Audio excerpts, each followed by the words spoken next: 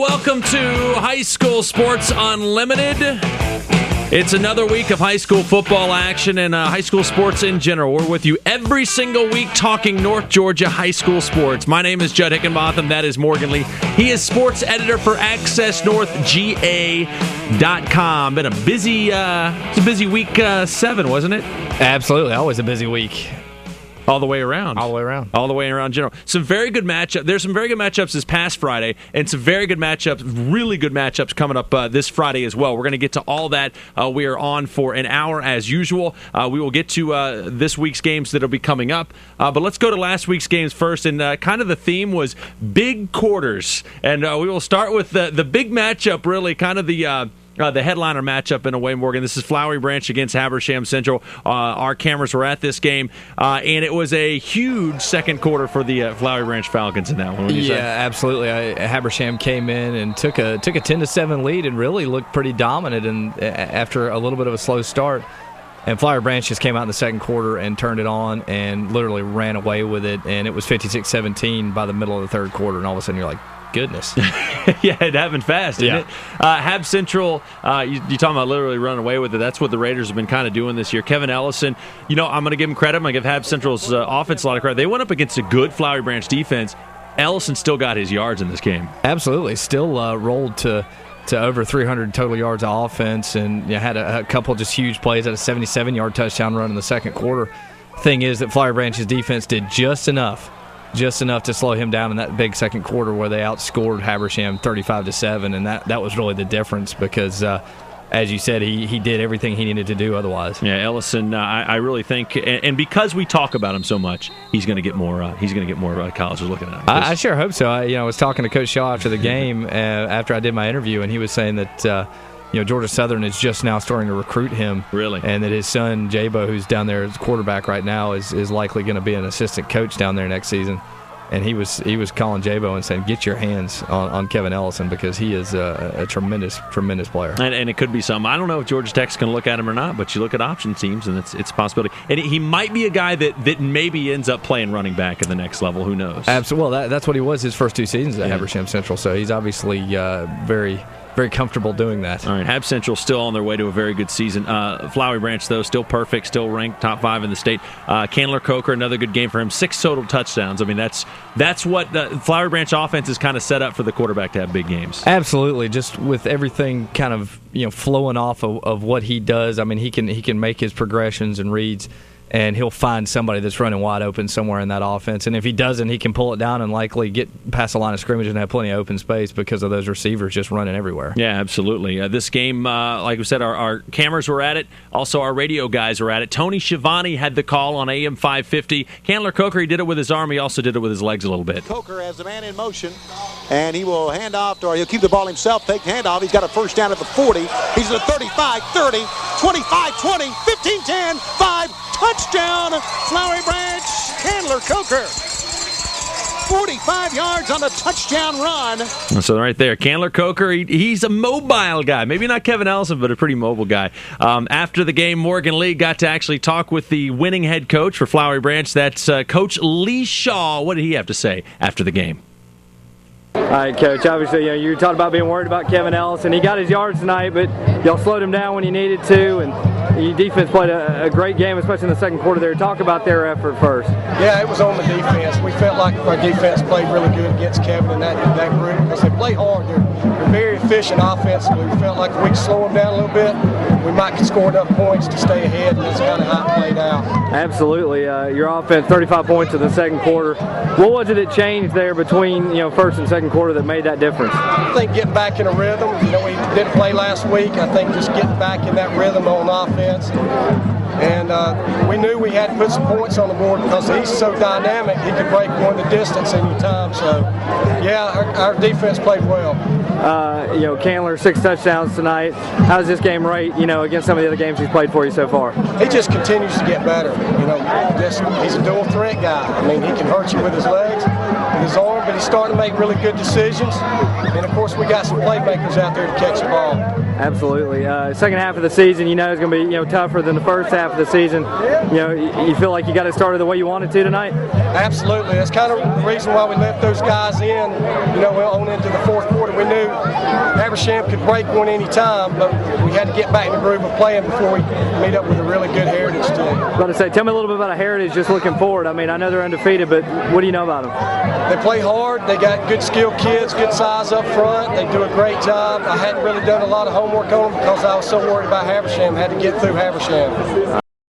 Shaw, happy guy. He's been a happy guy this entire season. They have it rolling really on both ends. This is a pretty big test for the Falcons, wasn't it? Yeah, going against a Habersham offense that had really just put up tons of yards and points on just about everybody they'd played. I knew this was going to be a little bit of a challenge for that defense, and like we said, they still didn't stop them, but they slowed them down, which is all they really needed to do because that Falcons offense is just so explosive that you give them just a little bit of a crack and they're gone. Yeah, absolutely, they're gone. So a big test for the Falcons this past Friday.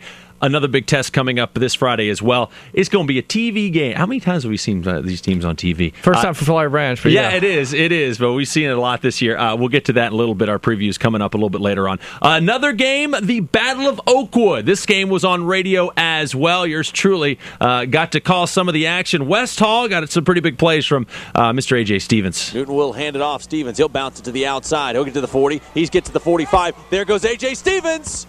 Into the secondary, to the 20, to the 10. He's gone. Touchdown. 55 yards on the touchdown run by A.J. Stevens, and West Hall's up 2 touchdowns. Very interesting. A.J. Stevens out of the backfield a lot in this game. By the way, our cameras were rolling at this one. West Hall wins it 35-21. The Battle of Oakwood goes to the Spartans for the first time in 3 years. A.J. Stevens he's a guy that's he's been the line up on the outside. He's a guy that catches more passes, and he had a really good catch in this game. They lined him up a tailback, though, in this one for whatever reason, and it really worked well for him. Oh, he's a playmaker, and you want to get the ball in your playmaker's hands, so they've identified him as a kid that's going to be a threat anytime he touches the ball, so they're just simply trying to get him the ball as often as possible. As you said, the first time in 3 seasons winning this game, and big momentum builder for them because they were already starting to try to bounce back from that tough early season. They got the win over Walnut Grove. Now they're 2-0 in the sub-region, and as I wrote on Monday in the 5 Things column, that all of a sudden, because of what West Hall has done, this Monroe area Gainesville game isn't necessarily for all the marbles. Yeah, you're exactly right. It really isn't. And West Hall, it's kind of a mirror image of what happened to Johnson last year, right? Where they started very strong in the sub-region. After a first half, they'd kind of forget about. Yeah, absolutely. The way that the way that Region 8 AAA is set up, the preseason or the non-sub-region games, that's a mouthful, don't necessarily mean as much because of the way things are set up. You can always play your way into a chance to being into the playoffs if you do well in your sub-region. Yeah, absolutely. So A.J. Stevens, by the way, finishes 15 rushes, 218 yards, and he scores a touchdown. Kind of ironic, though, isn't it? It's the defense that wins this thing, and the Battle of Oakwood has been so offense dominated the last few years, but West Hall's defense shows up in the second half in a big way against the Johnson Knights. Yeah, when you think about this game over the past few years, certainly defense is not the word that springs to mind, but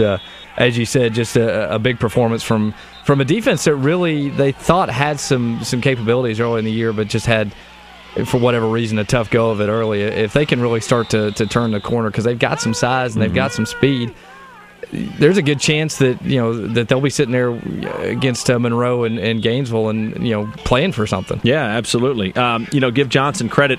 They're 2 guys that get a lot of yards, got their yards. A.J. Millwood had 133 rushing yards and a couple touchdowns before he got hurt in the game. And Cedric Harris, we've talked about him. He's a special kind of football player. He rushes 29 times in this game for 235 yards. He led all ball carriers as far as yards are concerned. But congratulations to West Hall for getting the win and going up against a big, bad Johnson offensive line and really playing well in the second half. One other game to get to real quick. East Hall puts a smackdown on Union County, Morgan. 33-3 was the final in this one. A big win to kind of catapult the Vikings here over the last few weeks, I would think. Yeah, they certainly hope so. It's East Hall with that win has all of a sudden got more wins than they've had since 2006 in the season. So sitting there at 4-2, 2-0 in the sub-region, tied for first. It was a game that they started out pretty sloppy. They were only up 7-3 at the half. And that another big quarter, right? Yeah, another big quarter, third quarter, and it was starting late in the third and early in the fourth. They really just pulled away. Jamon Witt ended up with over 230 yards rushing, I think, and 3 touchdowns. He obviously is one of the more explosive players in North Georgia, and when you can win games without playing your best, it really starts to build confidence. And there's a story up on the website today about them looking to do just that, build confidence and learning how to win. They got a big game coming up, and a few actually very big games coming up the last few weeks. Vikings thinking about the playoffs. They're one win away from getting to that 500 mark, or clinching at least a 500 mark on the season, but they're looking for a lot more. Jamon Witt, meanwhile, we might be hearing about him later on in the show. All right, we'll take a break. We'll come back. We'll have more High School Sports Unlimited rolling on. Thanks for being with us.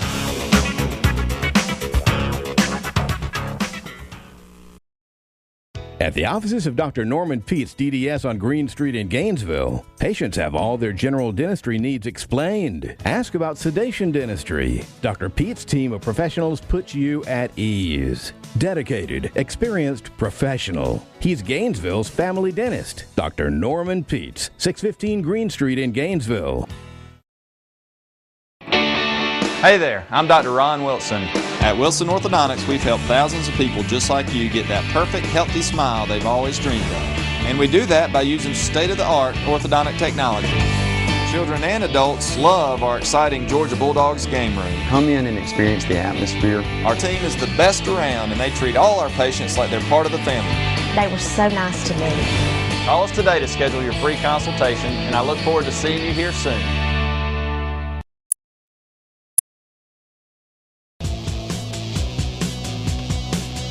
High School Sports Unlimited rolling on.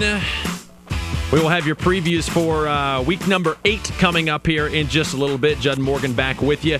All right, let's get back to the action from this past Friday. We told you about East Hall with a big win, West Hall winning the Battle of Oakwood, and Flowery Branch with a big win against Hab Central. Real quick, Franklin County, this is kind of a big surprise game, isn't it? Franklin, 32-6 winners against Lumpkin County. I think coming in the season, a lot of people said Franklin's got some talent, but they're really young. Maybe they're kind of growing up a little bit. Yeah, it sounds that way. As the scores were rolling in on my phone on Friday night, I was I don't want to say shocked, but certainly surprised.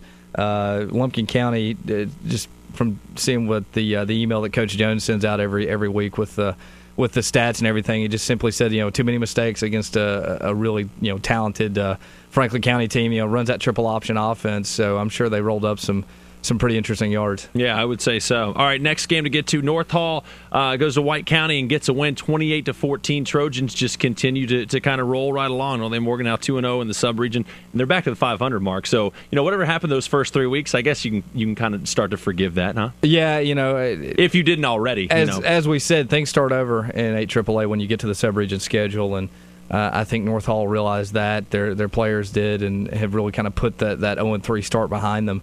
And it looks like they've really also started to develop some depth outside of just Amani. They had a couple fullbacks, Zach Little and Caleb Faulkner, really played well this past weekend, and they weren't overly thrilled with what they did offensively, but they felt like they played really well defensively, and they really feel like they're starting to kind of build something again up there. If you say Amani Cross got 13 rushes for 59 yards, you say, wow, well, North Hall must have gone down big time. But no, they got the win against White County. And I've seen North Hall play a couple times this year. Caleb Faulkner has shown flashes of being very good, and Zach Little has as well.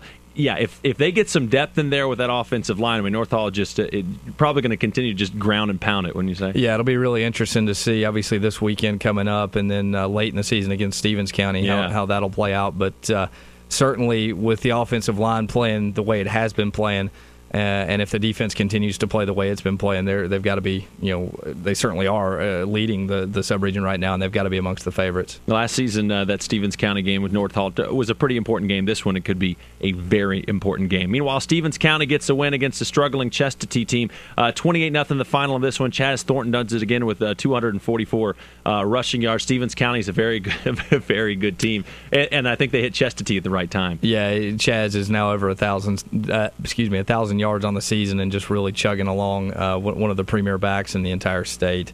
And as you said, Chestatee coming off a tough loss to North Hall and really wanted to bounce back and felt like they'd had a good week of practice, but I think Stevens County is probably just on another level right now. Jordan DeGraff was out of this game, I believe, correct? The starting quarterback for the War Eagles. I think that plays a major role in what Chestatee wants to do. Absolutely. He was a kid that was really playing well, firing that offense, just leading things.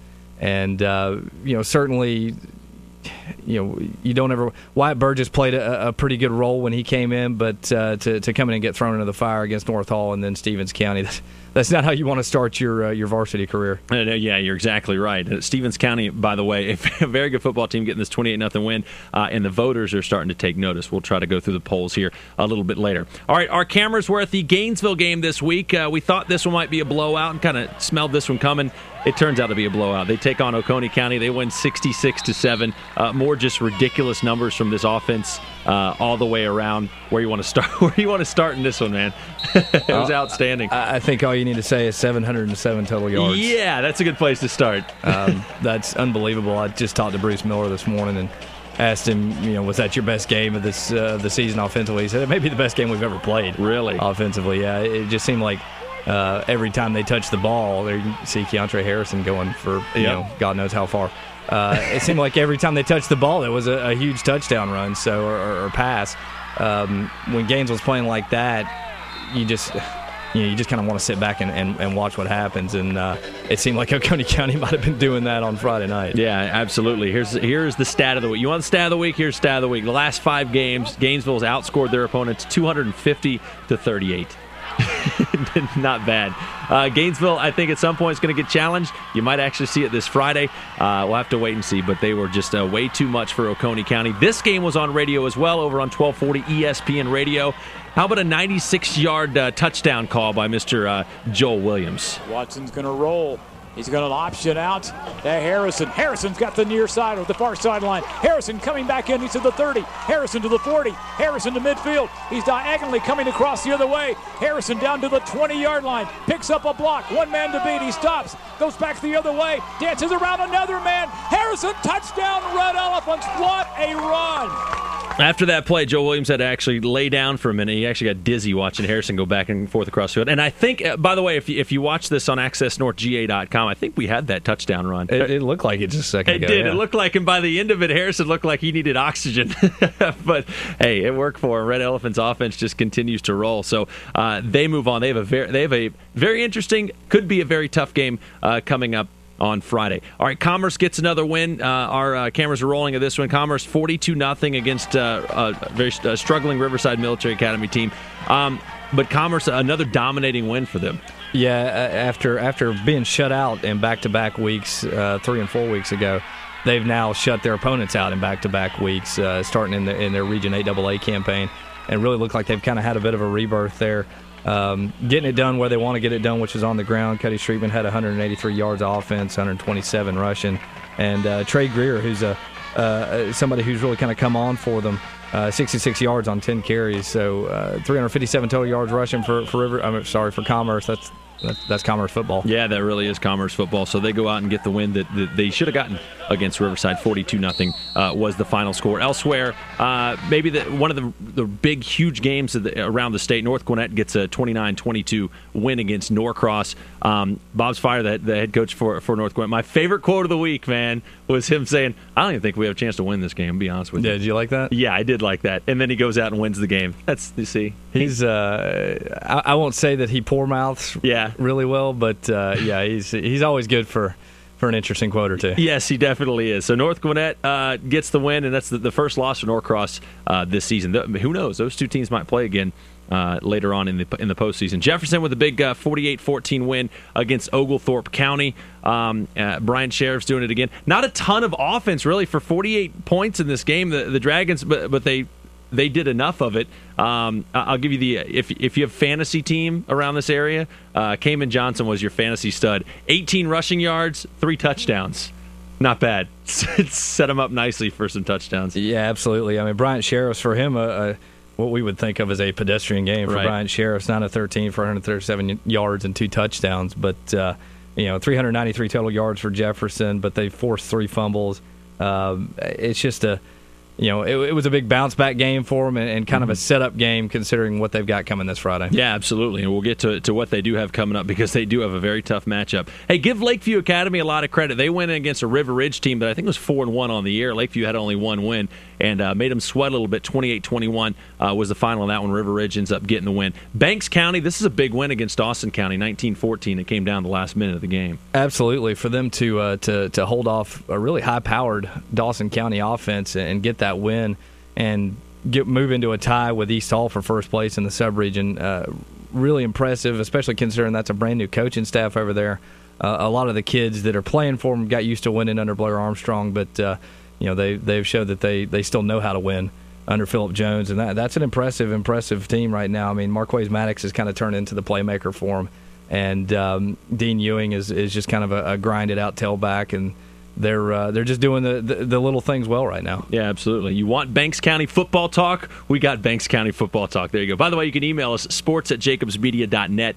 Let us know what you want to hear about on the show, and we will definitely get to it. So right now, Banks County tied with East Hall in the Northern Division of 8AA. Appalachia gets a win against Rockdale County. Here's a surprising score. Now, Monroe area is supposed to beat Walnut Grove, 24-6. Though they didn't necessarily. Usually with these things, you see like absolute slaughters. You didn't see it there. Yeah, it's going to be interesting to see what kind of Monroe area team we see on Friday night, because they are very unpredictable. I think, to say the least. They've got a ton of team speed. They've got a ton of playmaking ability, but they also have times in games where they just seem to kind of go to sleep. So I think they're a very dangerous team, and Gainesville certainly will be. Got to be firing on all cylinders to play them, but you just don't know what you're going to get with Monroe right now. No, you don't. Those can be the most dangerous teams when you don't know what you're going to get and you see a lot of athletes on a team. All right, taking a look at the polls, you look at 5A, North Gwinnett actually jumps up one after beating Norcross, as it should be. Norcross just out of the top 10 now. North Gwinnett is number 6 in the state. Flowery Branch is number 3 in the state in 4A with a perfect 6-0 record. The two teams above them, Tucker and Northside Warner Robins. In AAA, Gainesville stays at number 10. Stevens County getting 3 votes, though. They're going to kind of creep up there the more wins they get. Yeah, and they'll continue to do so because they're one of the named programs. Yeah, absolutely. And Buford remains number 1 in the state. What was the final score of that Thursday night? 76, 72, nothing. After what? Yeah, I've lost after you get over like 60 points, it's just it's whatever it is. So there you go. All right, coming up on the show, we have our Gainesville JC's Player of the Week. That is coming up next. East Hall fans, you want to pay attention to that, and then all the action coming up this Friday night all around the area. We'll have it for you as well. High School Sports Unlimited rolling on. Thank you for being with us. We'll be right back.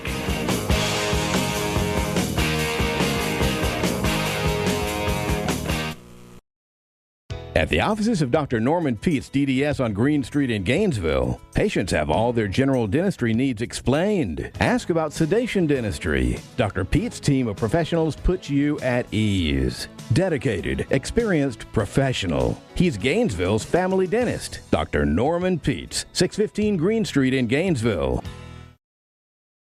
Hey there, I'm Dr. Ron Wilson. At Wilson Orthodontics, we've helped thousands of people just like you get that perfect, healthy smile they've always dreamed of. And we do that by using state-of-the-art orthodontic technology. Children and adults love our exciting Georgia Bulldogs game room. Come in and experience the atmosphere. Our team is the best around, and they treat all our patients like they're part of the family.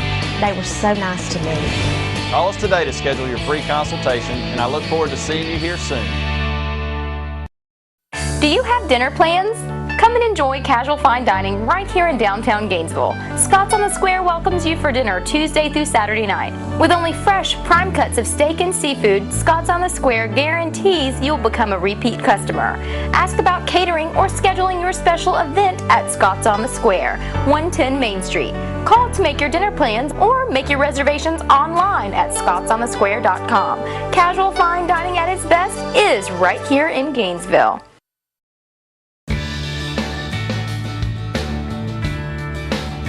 I will not march blindly into the fluorescent light of Monday morning to a job I do not love. I will not go with the flow. I am not a carbon copy. I will visit this website before tomorrow because I refuse to work for the weekend, even if everyone is working for the weekend. Today, I will find a job that I love. Today, I will find my career happiness.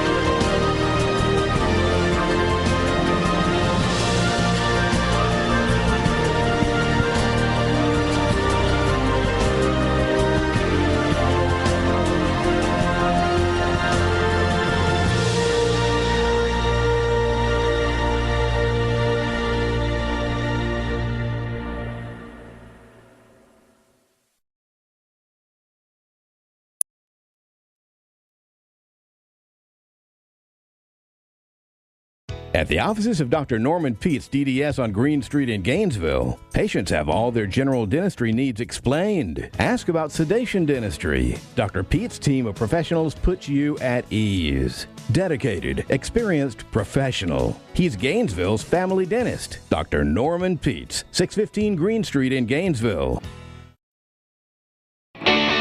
Hey there, I'm Dr. Ron Wilson.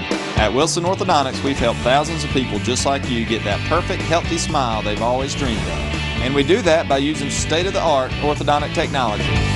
Children and adults love our exciting Georgia Bulldogs game room. Come in and experience the atmosphere. Our team is the best around, and they treat all our patients like they're part of the family. They were so nice to me.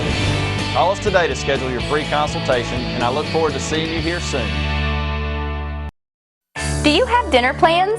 Come and enjoy casual fine dining right here in downtown Gainesville. Scott's on the Square welcomes you for dinner Tuesday through Saturday night. With only fresh, prime cuts of steak and seafood, Scott's on the Square guarantees you'll become a repeat customer.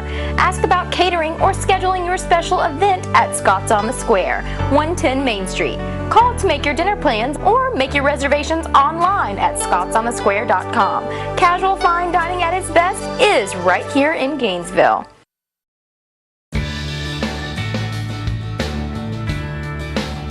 I will not march blindly into the fluorescent light of Monday morning to a job I do not love. I will not go with the flow. I am not a carbon copy. I will visit this website before tomorrow because I refuse to work for the weekend, even if everyone is working for the weekend. Today, I will find a job that I love. Today, I will find my career happiness. Hi folks, Butch Miller from Milton Martin Honda in Gainesville, and why you should get your next new car at Milton Martin Honda. First, a fantastic selection. We bought extra cars, so now we have the largest inventory in the area. Next, an incredibly low price. Plus, we'll give you more for your trade. Third, we'll treat you the way you like to be treated. Those three things combined, we call it Milton Martin Honda Advantage. So remember folks, if you think you can get a better deal on a better car at Milton Martin Honda in Gainesville, you got that right.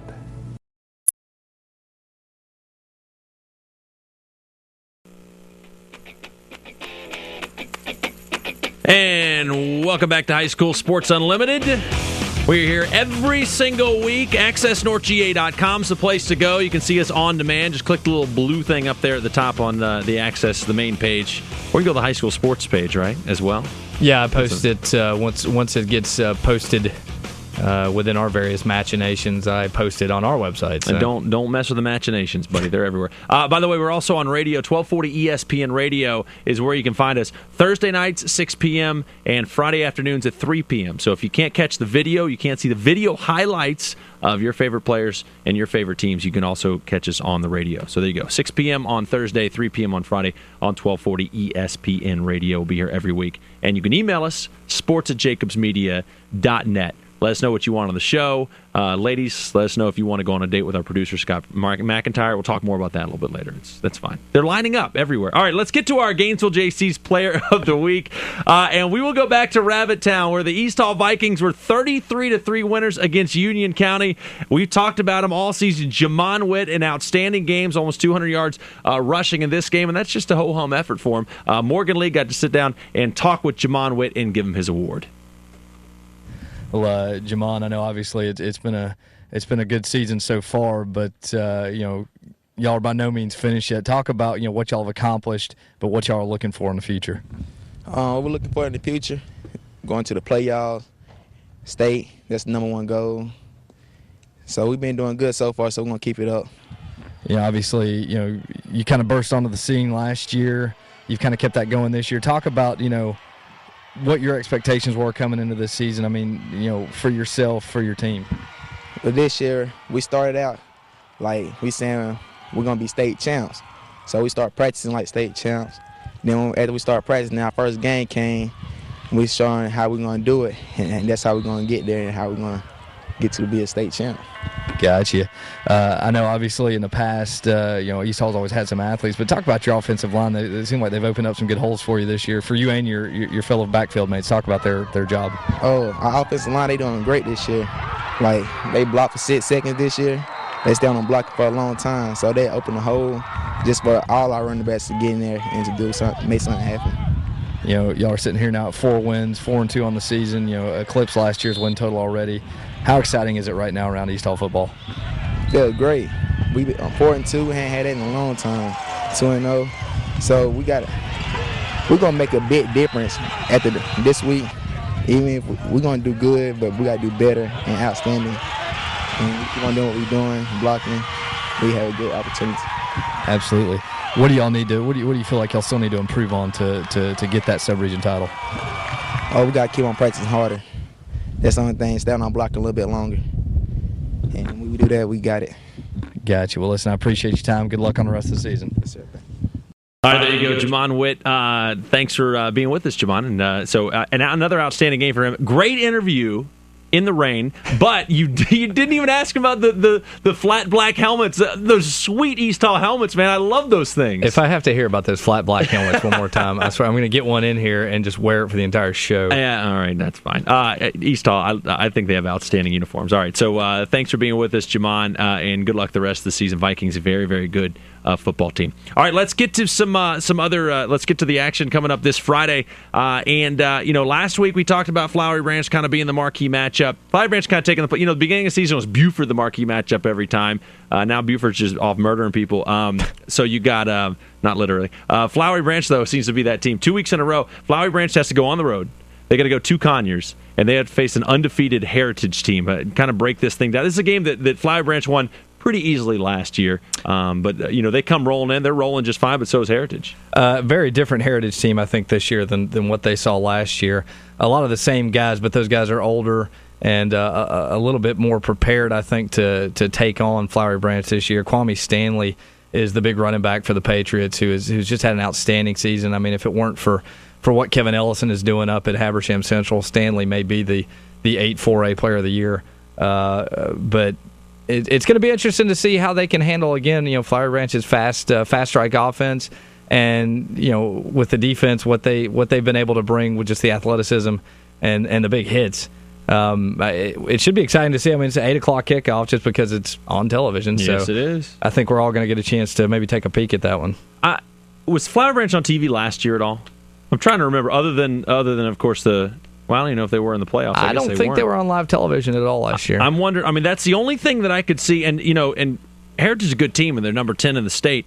But hopefully, I don't know the bright lights will this affecting the players. I think they get. If I were a high school player, I think I get pumped up for this thing. Man. Oh, absolutely. I guess that's the thing you worry about. Maybe is getting a little too overhyped, right?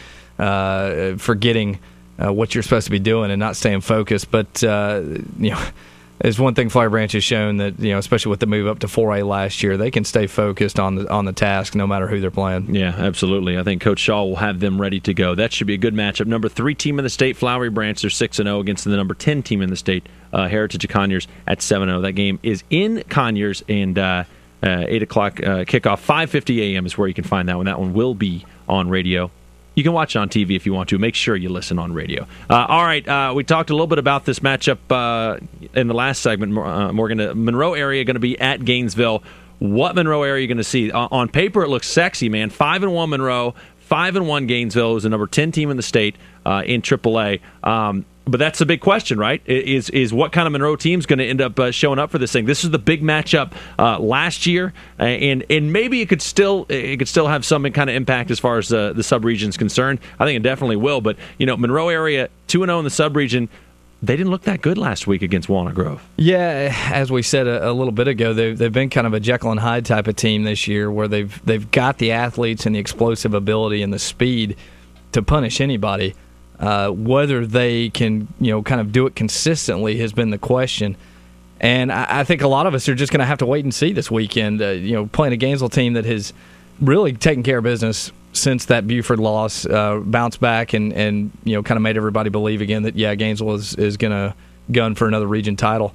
I think I'm excited for it. I think it's going to be a really interesting matchup. Two teams with just some explosive athletes who play different styles of football. I mean, you've got Gainesville's wide open spread where they're going to throw the ball everywhere, and then Monroe's it's not really a triple option, but it's option type football where you never know at any moment which one of the guys in the backfield is going to explode for a touchdown. Yeah, absolutely. So there you go. Monroe area, they lost some stuff off last year's team, and maybe that's kind of affected them. Maybe they're kind of turning it around after that. So, but 5-1 Monroe, 5-1 Gainesville. You can find this one on 1240 ESPN Radio.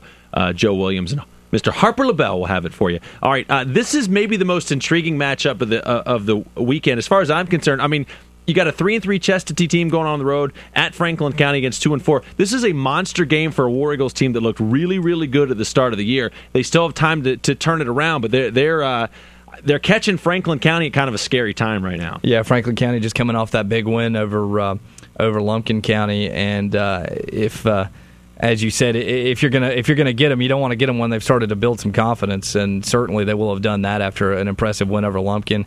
Chestatee, a team that I think really needs a victory right now after starting off 3-0. They come back and have a almost a moral victory and a loss to Monroe, and then have lost 2 straight games where they're certainly going to be disappointed because of what happened against North Hall and Stevens County. Chestatee really needs a win, I think. They do. And do we know if Jordan DeGraff is going to be playing in that football game? Don't know yet. Haven't had a chance to get a hold of San Luttrell. It's going to be. I think that's a huge key. I think if he is back and playing well, Chestatee has a chance. But this is a team that's really. It has to be down the way it's gone the last few weeks for Chestatee War Eagles. So they're 0-2 in the sub-region, a massive game for that reason. And they have to go to Franklin County. It's a long way to go. They're going to go up to Carnesville. So that one's going to be at 7:30. Chestatee 3-3. Franklin is 2-4. Johnson, we saw them lose to West Hall last week. They're still trying to get that first win of the year. This is a chance to do it against. They're going to be at home against Walnut Grove. Yeah, Walnut Grove, a team certainly that Johnson feels like if they're gonna break that losing streak, they're going to do it this week. Walnut Grove's got a lot of speed, as you saw against North Hall, but I think certainly Johnson's going to feel like they can just line it up and run right over them. I think they're going to be frustrated off what happened last week as well, losing to their big rivals, and they can come back and be angry about it and play really well, or can go the other way. But nothing against Walnut Grove. Here's hoping the Knights can get that first win coming up on Friday. All right, we'll take a break, come back, and we'll wrap it up. We got a lot more previews to get to. North Hall fans, Lumpkin County fans, East Hall fans, and the fans over there at Jefferson. We got your games to kind of break down as we roll along. High School Sports Unlimited, thank you for being with us for another week.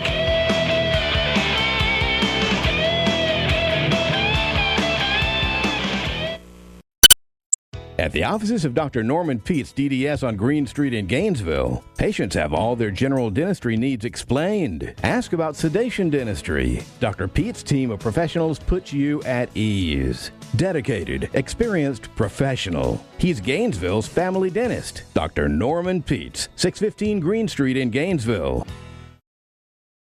Hey there, I'm Dr. Ron Wilson. At Wilson Orthodontics, we've helped thousands of people just like you get that perfect, healthy smile they've always dreamed of. And we do that by using state-of-the-art orthodontic technology. Children and adults love our exciting Georgia Bulldogs game room. Come in and experience the atmosphere. Our team is the best around, and they treat all our patients like they're part of the family. They were so nice to me. Call us today to schedule your free consultation, and I look forward to seeing you here soon.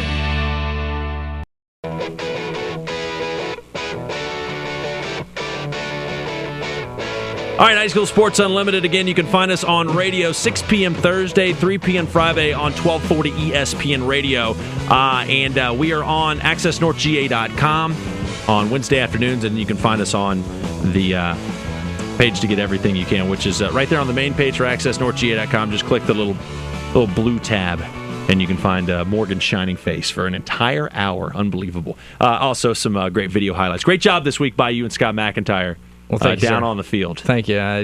It's interesting, to say the least, to try to have to do that and keep stats and find out what's going on in other games and try not to get run over at the same time. Yeah, it's probably a good idea, because at some point, it could be a Joe Paterno kind of moment, right? Yeah, I definitely don't want to break anything, least of all my camera. Yeah, that's what I was going to say. You could break my leg, don't take my camera. Yeah. All right, before we get back to the other football games coming up this Friday, hey, it's state playoff time. Volleyball and softball in full swing. This is when it all matters. Yeah, first round of state tournaments start this week for both softball and volleyball.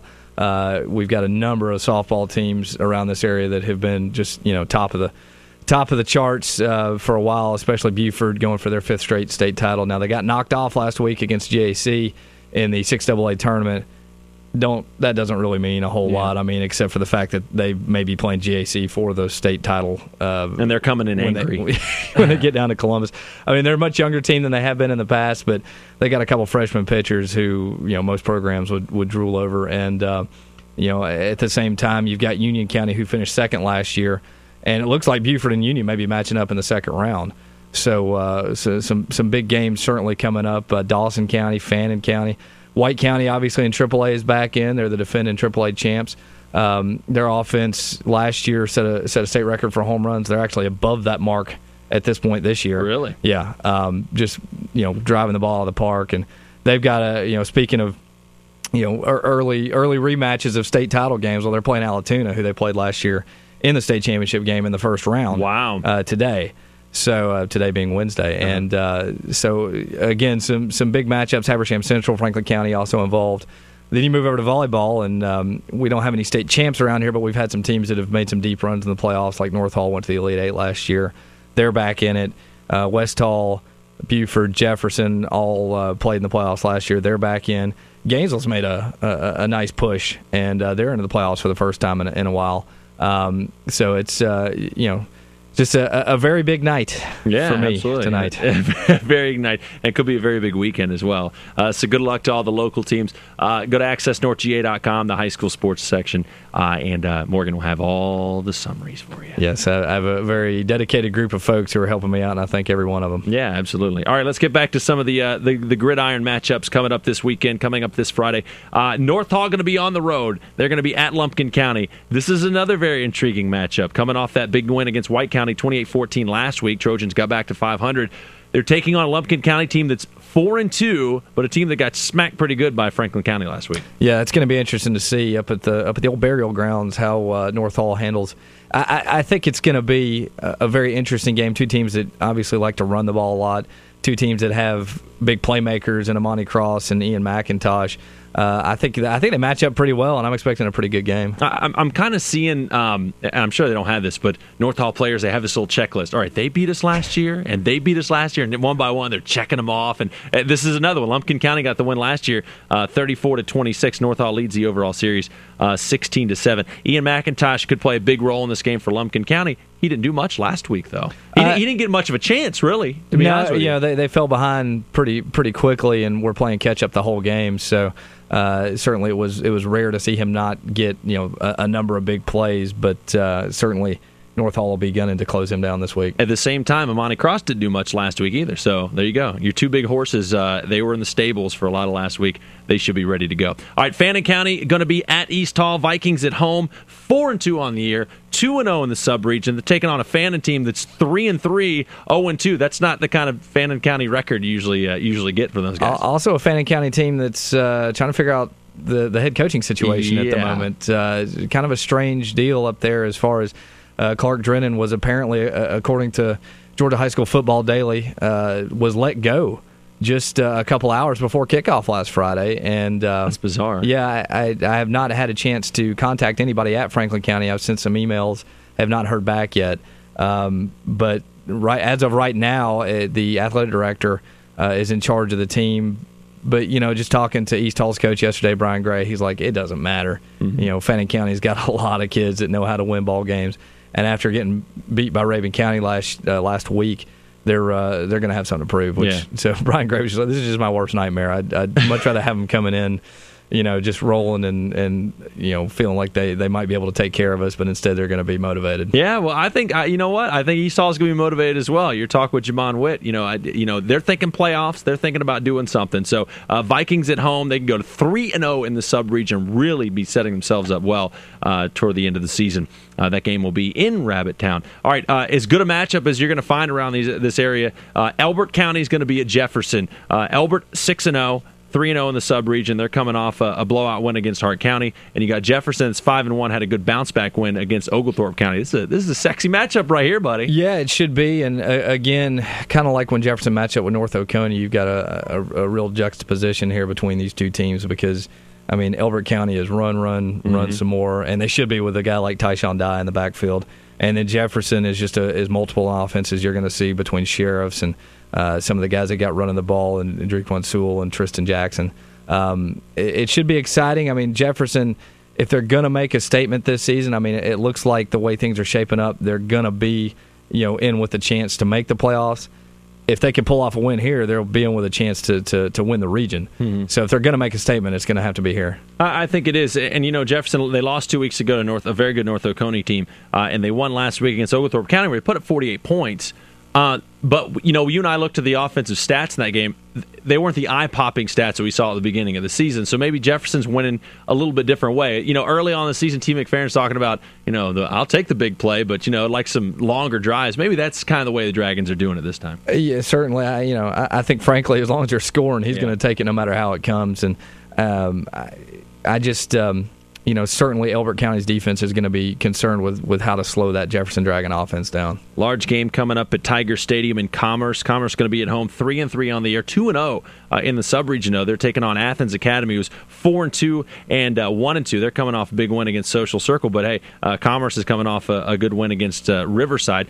A good matchup, a good chance for Commerce to continue to kind of build momentum. Yeah, absolutely. I'd have to go back and check the record books. I wonder when the last time Athens Academy started 1-2 in region play, because they've dominated that region, them and Commerce, for years and years. So, I'd be interested to see when the last time that happened, but certainly Commerce is going to be gunning for that one. That you can knock off Athens Academy. That's a statement. Athens Academy won last year 28-21. Commerce leads the series, though, 11-8. West Hall going to be on the road with their sterling 2-0 sub-region record. Spartans will be at Oconee County. Both teams come in 2-4 on the year. Big difference, though. Oconee's 0-2. West Hall 2-0 in the sub-region, man.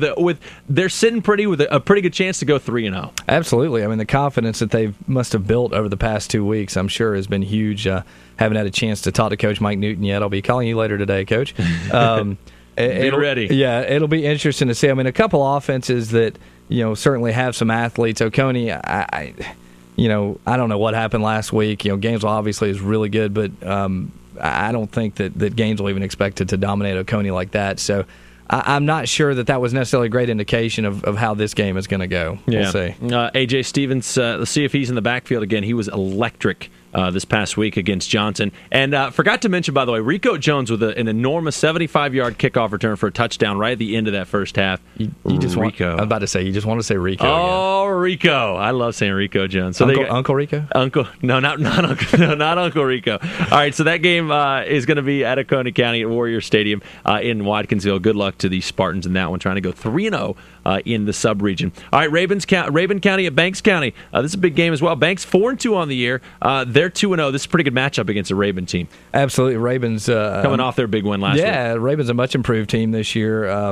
And I think Banks County, as we said earlier, with a new coaching staff and with some guys who are developing into big play guys like Marquez Maddox, just a chance to stay in front. But Raven County is certainly gonna have their eyes open and ready to knock off the sub-region leaders. Yeah, absolutely. All right, our buddy Drew Harris is here in studio as well, just hanging out with us.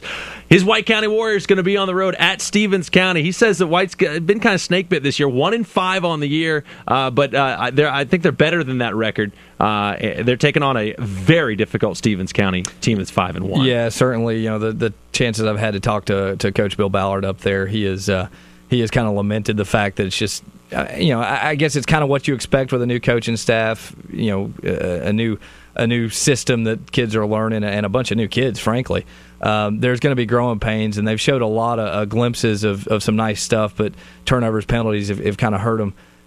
If they can put it all together, I don't doubt that they could play with Stevens County. But Stevens County is just rolling right now, and Chaz Thornton's one of the truly special players in the state. He really, really is. There's no doubt about it. Stevens, very, very difficult. That one going to be at the reservation in Toccoa, which is a pretty difficult place to play as well. All right, let's take a look at the radio schedule coming up this week on AM 550 WDUN. And again, you can catch it on TV, but don't worry about that one. Flowery Branch is going to be at Heritage. A couple of undefeated teams, a couple teams ranked in the top 10. The Falcons are number 3 in the state. I guarantee you GPTV does not have Gene Anderson. No, they do not. Or the pipes of Tony Schiavone either. On FM 102.9 WDON, you can find North Hall. They are going to be on the road at Lumpkin County at the Burial Grounds. By the way, that Flowery Branch game should mention 8 o'clock kickoff. Not 7:30, but 8 o'clock. So North Hall going to be at Lumpkin County. And then you have Gainesville at home against Monroe area. Boy, we have 3 really good matchups on the air this week. It's exciting. I'm looking forward to it. I think I'm probably just going to bop over to City Park because of lazy. Look at this guy. Dude, I have been all over the road this season. Well, that's a lot of these good matchups are away from our home base, man. If I did not have to put together so much on Friday night, I'd love to go to Conyers, but it's just too far of a jaunt. Yeah, that's fine. Well, enjoy your matchups this week. Morgan, enjoy your time at City Park, and we'll talk to you next week. Appreciate it. Thanks, sir. Scott McIntyre, he is the producer, Mr. Jackson County. Wave, give him a salute. He's still single. And he's still single. There you go. Sports at accessnorthga.com. Give us an email. Let us know what you think. We'll talk to you next week. High School Sports Unlimited is done.